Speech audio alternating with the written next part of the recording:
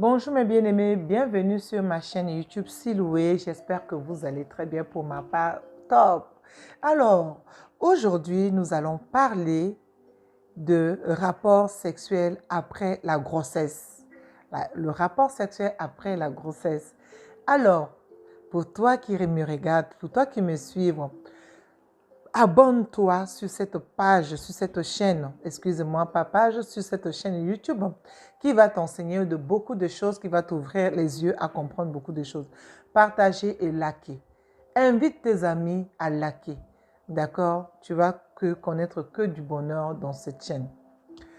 Alors, je suis Sandrine Deligras, coach en hygiène intime.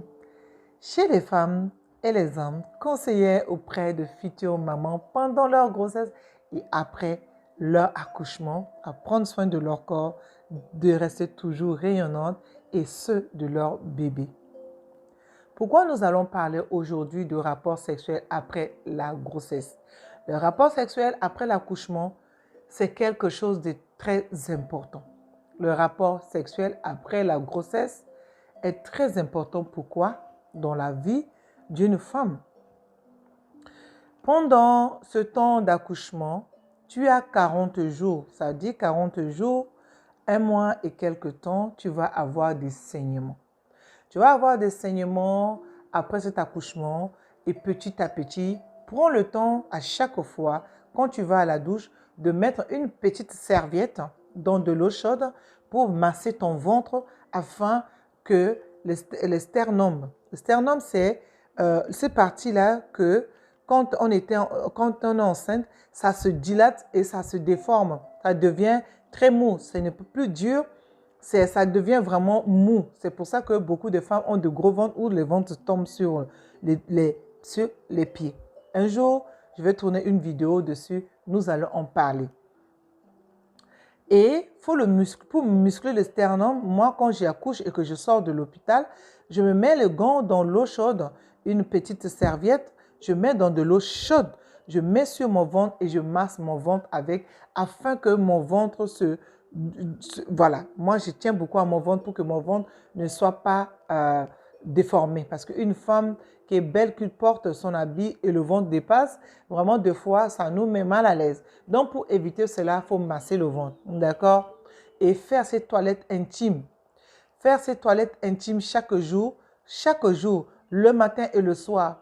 Après l'accouchement, c'est le matin et le soir. Déjà, même si tu te sens après au niveau de midi, que tu te sens au milieu de l'après-midi, utilise de l'eau dans des bouteilles, tu te laves, tu fais tes toilettes intimes pour réconcilier vraiment le col de l'utérus, pour que le col de l'utérus revienne et libère tous les caillots de sang qui sont à l'intérieur dehors.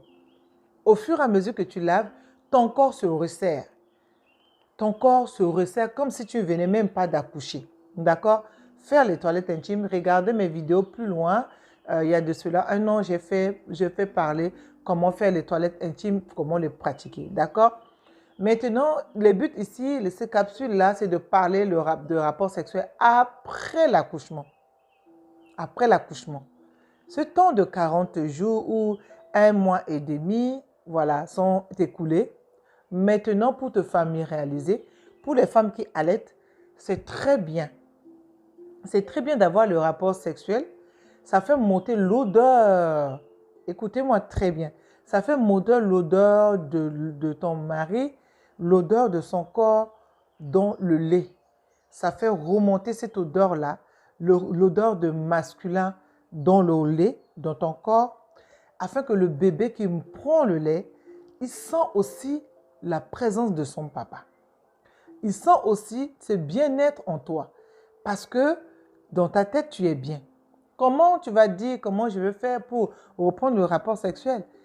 Ce n'est pas si simple. D'accord? Ce n'est pas si simple d'une femme qui allaite aussi de reprendre le rapport sexuel. Mais il faut se jeter à l'eau. Les envies sont là. Après le rapport sexuel, les envies, le libido augmente encore. Donc, c'est pour cela que ton mari, quand tu vois d'abord, quand tu allaites l'enfant, il est excité aussi. Il est attiré. Il a peur parce que pendant l'accouchement, il était à l'hôpital.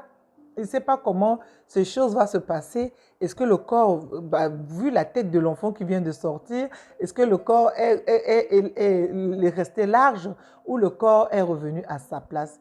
À toi de l'aider, de lui parler, parce que faut connaître ton corps. Il faut être en symbiose avec ton corps, avec ton partie intime. C'est pour ça que je dis à chaque fois aux femmes, votre corps, si tu ne prends pas le soin d'écouter ton corps, tu es incapable d'être là, d'expliquer à une tierce personne, voici mon corps fonctionne comme ça. Et de ce quoi, encore à ton mari, comment tu vas pouvoir lui expliquer. D'accord? Tu dois connaître ton corps. Tu dois savoir qu'est-ce qui est mon col de l'utérus. Si tu dois comprendre c'est quoi mon col de l'utérus, tu dois apprendre tout cela. C'est très important. Et les parois vaginaux, ça se passe comment? Voilà, faut tout comprendre, faut vraiment chercher à comprendre. C'est très important. Le clitoris, c'est les clitoris qui conduisent tout cela jusqu'au niveau du col. Il faut comprendre tout cela. Bref, la première fois pour reprendre son activité sexuelle normale, la première, après le premier bébé, ça va être un peu la peur, l'angoisse, comment ça va se passer. Et en Afrique, on dit aux femmes, oui, si tu reprends le rapport sexuel, ça va poser des problèmes sur l'enfant, machin. Non, c'est faux. Moi, mes 2 premiers enfants, j'ai repris mon rapport sexuel normalement. Je n'ai même pas eu l'aide ou conseil d'un tierce. Je donne toujours mon exemple. J'ai repris mon rapport sexuel normalement. C'est vrai que je suis tombée enceinte après 4 mois de l'accouchement. J'étais tombée enceinte de ma 2e fille, mais cela était préparé. Cela était voulu. D'accord? Donc, j'ai eu mon premier rapport. Cela m'a fait du bien. Ça nous a fait du bien. Ça nous a fait de retrouvailles et de voir notre bébé, de voir notre fille, de voir vraiment notre enfant bien. C'est une partie de bonheur. Alors arrêtons de venir là, de dire oui, tu es une femme mariée, tu vas parler de ton intimité, s'il vous plaît. Si vous avez des gènes pour ça, ne vous mettez pas sur cette chaîne-là, désabonnez-vous. D'accord? Là, désabonnez-vous. Voilà, je suis là en train de parler des choses qui sont sérieuses, qu'il y a beaucoup de femmes, il y a beaucoup de divorces à cause de ces genres de l'ignorance que nous n'avons pas. Une femme, tu dois continuer, tu allaites ton enfant, tu dois aussi avoir une partie d'intimité, de rapport sexuel pour te détendre, pour avoir, oui, c'est vrai, c'est fatigant, mais il faut que cela c'est des partages. Il faut que ça soit des communications entre les couples.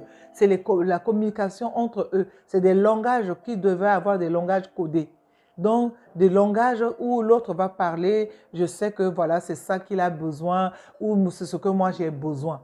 Dans ce temps d'allaitement, dans ce temps où on sort, il y a les baby blues qui fait que nous pleurons, nous ne savons même pas pourquoi. Et ce temps parce que voilà, le bébé pleure la nuit, nous n'avons pas encore le calme, nous n'avons pas encore compris comment manipuler bébé. Tout cela, ça revient. Mais au bout de 2 mois, tu peux reprendre ton rapport sexuel normal. Si tu arrêtes déjà de saigner, si tout va bien, tu peux commencer. Et nos chers maris, nos chers tendres rois, aidez les mamans à être bien dans leur tête. Aidez les mamans à se sentir bien dans vos bras. Comme le roi Salomon dit dans Cantique de Cantique 2, Cantique de Cantique 3. Et j'aime trop parler de ça, n'est-ce pas? J'aime trop parler de ça.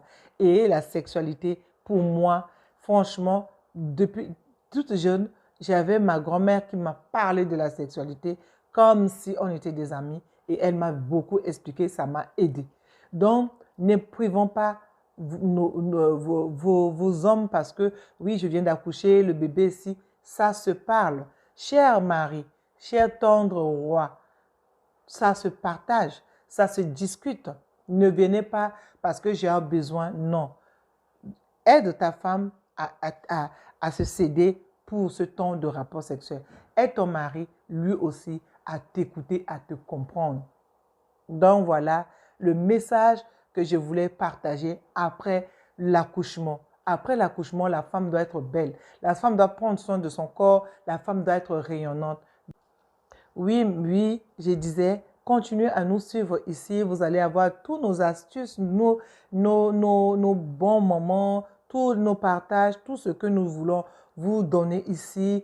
Ça va vous aider à comprendre beaucoup de choses. Parce qu'un tel va me dire, oui, je ne peux pas, oui, je ne peux pas. Non, quand tu allaites, et comme même quand tu es enceinte, tu es en début de grossesse, si tu te sens capable, que tu n'as pas encore beaucoup de malaise, tu peux allaiter ton enfant jusqu'au moment où tu veux sévrer l'enfant. Ça ne pose rien. C'est seulement que tu laves bien ton bébé, tu masses bien ton bébé, tu lui donnes le lait comme il se doit, tu lui donnes la nourriture comme il se doit. Ce qui arrive beaucoup en Afrique, les femmes n'ont pas beaucoup de moyens ou les couples n'ont pas beaucoup de moyens. Un nouveau bébé vient d'arriver, la femme est enceinte, et ça réduit voilà, le temps où on va trouver de quoi donner à l'enfant, l'enfant va devenir affaibli. C'est à cause de ça. Mais moi, j'ai eu ma deuxième fille, j'étais tombée enceinte. De ma deuxième fille, ma fille était enceinte au sein. Elle a tété jusqu'à 7 mois avant que j'arrête. C'est moi-même qui me suis sentie fatiguée que j'ai arrêté d'allaiter d'allaiter ma fille. Mais ce n'est pas une maladie. Ce n'est pas une maladie. Arrêtez de s'aimer des troubles dans la tête des jeunes mamans. Nos mamans, nos grand-mères, arrêtez de foutre la trouille dans la tête de nos jeunes mamans. Si vous pensez que ces couples-là n'ont pas beaucoup de moyens, aidez-les, parlez-les, conseillez-les afin qu'ils puissent prendre conscience que voilà, nous faisons attention, on calcule nos cycles pour ne pas qu'un nouveau bébé puisse arriver dans cette période-là. Parce que si tu n'as pas encore retour de couche, ça se peut que pendant ce temps de rapport, tu peux tomber enceinte.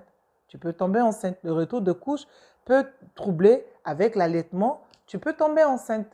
Ça, c'est sûr. Tu peux tomber enceinte. C'est à vous de faire attention. C'est à vous de calculer quand même.